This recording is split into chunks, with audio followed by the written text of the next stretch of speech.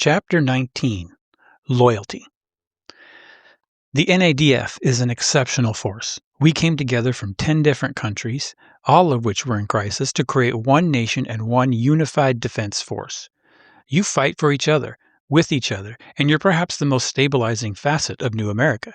I have to acknowledge the historic efforts of President Blake Connor in unifying the entire continent and bringing us out of the chaos of the transition.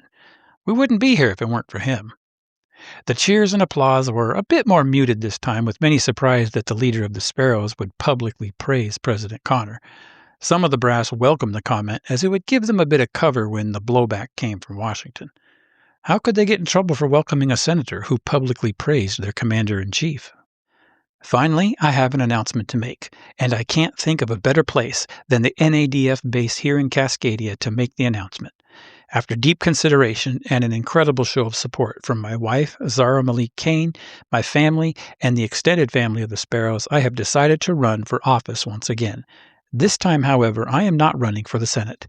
As of right now, I am officially running for President of New America. After about 1 second of surprise and absorption of the news, the crowd exploded into a roar of applause, cheers, whoops, and even troops jumping up and down and giving each other high fives. It seemed everyone was absorbed in the euphoria of the moment, except for his security team. They were confident the Patriot Guard didn't have time to mobilize, but they were vigilant anyway. They scanned continuously for any sign. But even if they managed to get into the crowd on the base, they wouldn't be able to raise an arm before a literal army of troops would take them down. Here are some insights.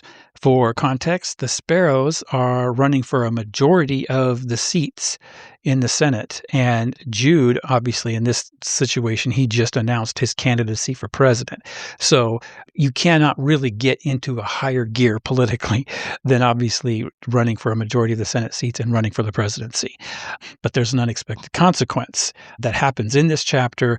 Alvarado demands that the NADF be loyal to Patriot candidates. Patriot candidates are those who are loyal to President Connor. And he demands that everybody in the NADF, because they're subordinate to him as the defense chief, he demands that they be loyal to Patriot candidates, that they are not allowed to support Sparrow candidates.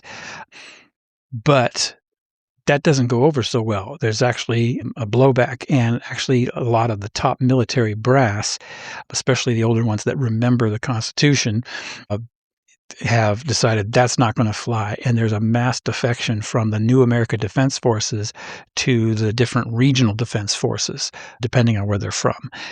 The regional defense forces decides that they're going to refuse to cooperate with the New America Defense Forces without a constitution, because without a constitution delineating, the powers, the regional defense forces are saying, we're independent. We're going to defend our regions until there is a ratified constitution that says otherwise.